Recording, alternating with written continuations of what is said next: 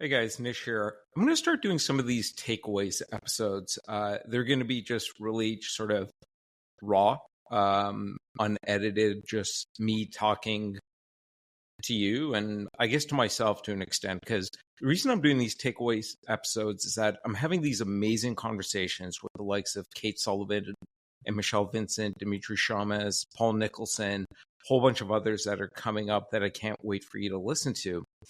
And in the days and weeks after I'm having some of these conversations, I'm going on my walks or I'm in the shower, and all these like follow up thoughts and questions are starting to come to me. I'm connecting some of the dots like from those individual conversations and sometimes across conversations.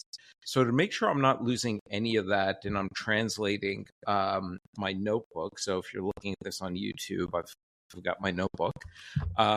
I want to share some of that. I guess it's a way of me journaling my follow up thoughts and connecting some of those dots, sharing it with you. So if you find this is valuable for you, let me know. Drop me a line at nish@creativeops.fm and let me know. Or if you've got some of your own follow up thoughts or questions or things like that, please share them with me. You could drop me an email, reach out to me on LinkedIn, whatever's most comfortable for you. So again, you might hear some ums and ahs as I go through this and share these takeaway episodes with you.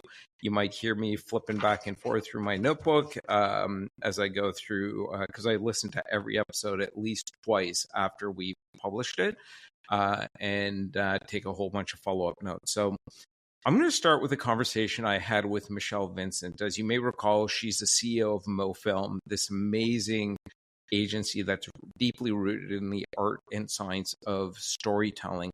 And she was talking about and sharing her individual and her agency's experience with AI. So I walked away with a few things from that. I'm not going to share all my notes and follow-up thoughts with you, but a few things I walked away with. One is sort of like I pulled out like 3 principles for AI adoption. I don't know if Michelle would sort of think about like they formalize these principles, but I pulled these principles out for myself. So one was taking our creators with us. I just thought that statement that Michelle made was an incredibly smart one, a generous one, and it was the exact opposite of this zero-sum thinking I see sort of proliferating out there in the world when it comes to talking about AI, like AI is going to take away the jobs and things like that. And I think Michelle and her agency's perspective is like, no, AI is going to help us and our creators do so many things that maybe get in their way today of being able to spend more of their time on expressing and exerting the full potential of their creative talent. She talked about how they're using tools like Runway to do some of that, like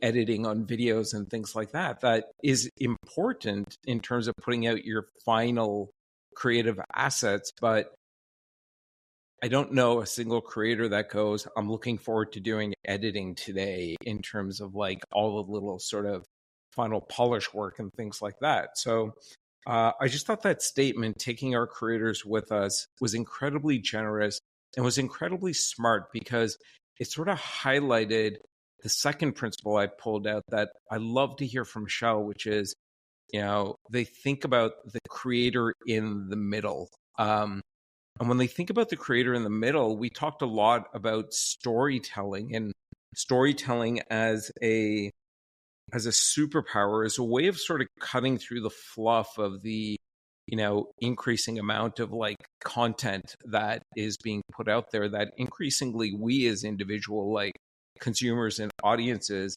have been tuning out over the last several years. And AI, in terms of like being able to scale the stories of yesterday and today, is just going to be able to like take that scale to infinity and do it at the speed of light by basically pushing a button. So that storytelling capability, that storytelling superpower that Michelle and her agency have firmly put in the middle is going to be the counterweight to that. And those stories are going to be needed. The stories of like tomorrow, which is an innately human activity, something we've done since we've sat around the, figurative campfire from way back when. That is going to be the counterbalance to that sort of, Michelle and I were both calling it this tsunami of commoditized fluff or crap in terms of content that AI is going to enable. But that storytelling superpower is going to be able to cut through that noise, cut through that fluff. And they've decided that, yes, they're going to leverage AI to be able to outsource some of that low-level work, like editing on videos, to AI and free up creator talent. They're going to use AI to partner with it with tools like Midjourney that they're already using for ideation and as an inspiration launchpad, again, to really allow the creators to sit in the middle and allow them to focus on storytelling. Sort of this tangential thought that I'm still thinking through that I might share on an upcoming standalone episode is that I wonder if in creative operations, we're really sort of like turning into two very distinct like work streams. One is a storytelling work stream where you actually want to have inefficiency built into that as you're going and searching for, iterating on, and experimenting for new stories that are going to resonate with your current and your future audiences. And then you've got this scale stream of creative operations or workflow, where you're really then taking those stories and you want to leverage tools like AI to be able to scale those stories to an infinite number of audiences and customers and to really be able to personalize that content. More on hyper personalization in another episode, because I think that is something I know everyone's very excited about, but I think there might be some definite risks there. So yeah, it's sort of that whole idea of like creators in the middle with storytelling superpowers has sparked a whole bunch of other follow-up thoughts, but that was sort of the second principle I pulled out. And then the third one was really about how they're going about like approaching and embracing AI. And what I pulled out was they've really got sort of this culture of transparent experimentation. And I think that is so critical right now as everyone is dealing with the enormity of AI is going to change everything. And that could be almost paralyzing. And I think what they've done is really smart, is that they're just doing their experiments out in the open. It's not the job of one single individual. It's not the job of like, an AI team or an innovation team. If AI is going to change everything, your job, my job, our team's job, how we do things, what we do, why we do it, how we translate what we do into value, then we've all got to be sort of in the proverbial R&D lab, the AI R&D lab. And I love the fact that they're doing these open forum webinars, that they're experimenting out in the open. It's everyone from the creative director right on down to the individual creators. And they're openly sharing, like, what are they doing? What are they trying? What's happening? What's working? What's not working?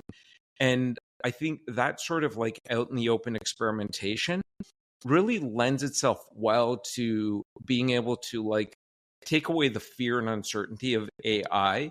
It's being done in the open, so nobody feels like anything is being hidden. It's accelerating what they're learning from all these little mini experiments, and then being able to translate that into maybe more formal pilots and adoption and things like that. And it sparked this other thought that I'm still thinking through. And I almost think one of the mistakes we're making with AI is that most of us are primarily thinking about how do we apply AI to the surface space of what we currently do today. And I think that's why so much of the narrative is around AI is going to take our jobs away for what we do today, or AI is really going to help us like scale to infinity and move at the speed of light in terms of what we do today. But really the true potential of AI is about what we're going to be able to do tomorrow as individuals, as teams, as organizations. And I'm starting to think about like with AI, really what we've been given is sort of new elements on the periodic table of elements, which we all studied in high school.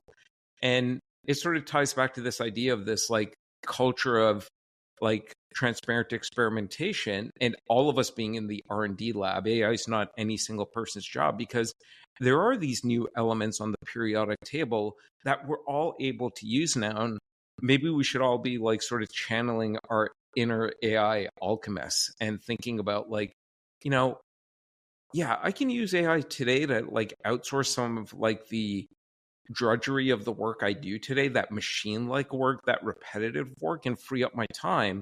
And then we should be thinking about how can I use these new AI elements to create like new possibilities, new value, new capabilities, the new me, the new you, the new us. So that was sort of the third principle I pulled out. I thought like that culture of transparent experimentation was just incredibly smart in the way that Michelle and her agency are approaching AI. And so those were like sort of three big things I pulled out. And it sort of left me thinking about, you know, like storytelling as a superpower and how it's like, it's always been a human superpower.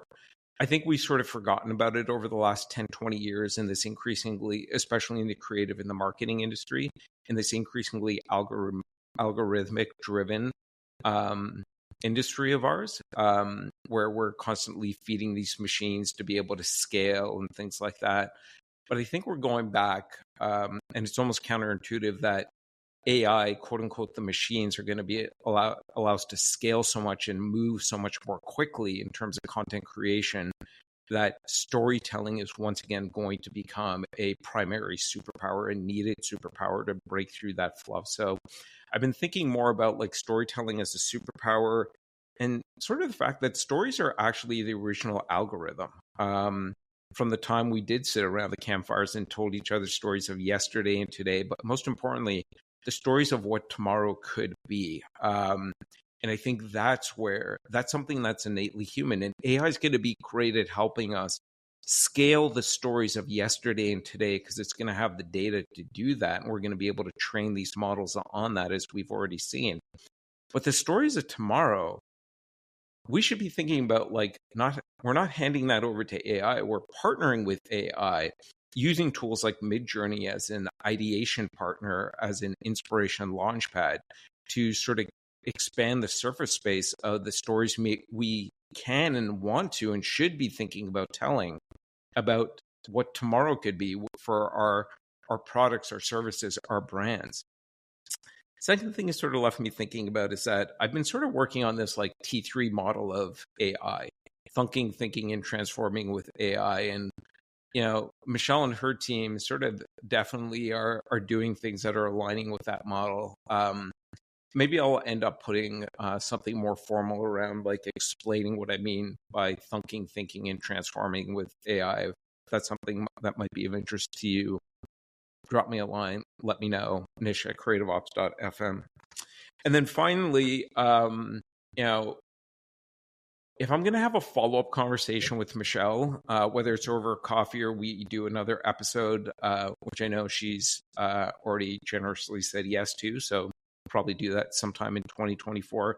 I've already got some follow-up questions. You know, one is, if storytelling is going to be like a more important superpower than ever before, like her agency, which is an agency rooted in the art and science of storytelling, I'd love to learn more about how they help nurture and develop that skill set. I think that's something that we would all benefit from, especially if, and I think I'm directionally right, we're going to these two streams of creative operations. One is a storytelling stream, and then the other is a scale stream.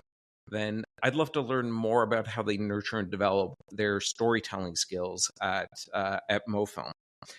Two is, I want to learn more about how they're structuring their experiments. You know, I've been spending some time with other like creative teams and marketing teams and executive teams, sort of talking through how they're approaching experiments, and there's no one right way to do it. And I think we'd all benefit more by hearing more about like different approaches. I might do a separate episode on, you know, some of the things that I've been part of helping to nurture and shepherd, but I definitely want to learn more about how is MoFilm going about like do they have a formal process? Is it really sort of the Wild West where everyone's in that like proverbial R&D lab and throwing a bunch of spaghetti against the wall? How do they, share the results of their experiments? How do they determine what experiments are going to get turned maybe into formal pilots or full-on adoption, and how that starts to change like their current processes and way of doing things and delivering to their clients? And then finally, I want to ask Michelle some follow-up questions, and I think this should be like probably better later in the year as they continue to adopt some of these AI tools, as the market as a whole starts to get more comfortable with using AI as part of the creative and marketing process. Is how's it starting to affect like conversations around the agency model? And I think our answers will be instructive not just for other agencies, but for in-house agencies as well, who are not maybe held to a P&L objective, but they're still, held to, I think increasingly held to like a impacts and outcomes objective. And I'm starting to hear that more and more from agency leaders. We heard that from Michelle on the call. I'm hearing it more and more from in-house agency leaders that the efficiency metrics still matter, but ultimately what they're holding themselves to account to and what they're being asked to be held to account to are the outcomes. It's what was the impact on our funnel, top of funnel, middle of funnel, bottom of funnel? Like, did we drive more leads? Did we convert more leads? Did it lead to more revenue? Did it improve customer retention? Yes, it's all about like producing that great creative at scale, at speed, at quality, which Michelle talked a lot about. But ultimately, it's all in the service of what the business needs, what the outcomes the business is gunning for. So I'd love to dig into more of that with Michelle. So I'll stop there. Those are some of my like takeaways, like as I was connecting the dots on my walks in the days and weeks after my discussion with Michelle. I'm going to do this for, probably the first like 6 or 10 episodes. And then you let me know if this is valuable for you. Drop me a line, nish@creativeops.fm. Would love to hear your feedback. Would love to hear your questions, your follow-up thoughts from the conversation that I had with Michelle, and some of the follow-up questions you would love for me to maybe ask when I do have that follow-up episode with Michelle at some point in 2024. All right, folks, thanks very much for your time and attention again, and hope you have a great day.